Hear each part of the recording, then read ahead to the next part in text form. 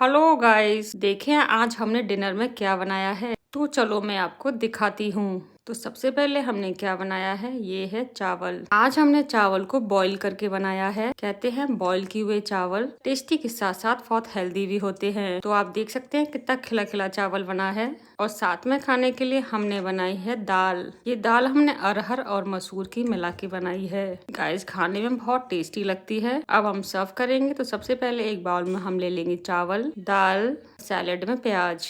Enjoy.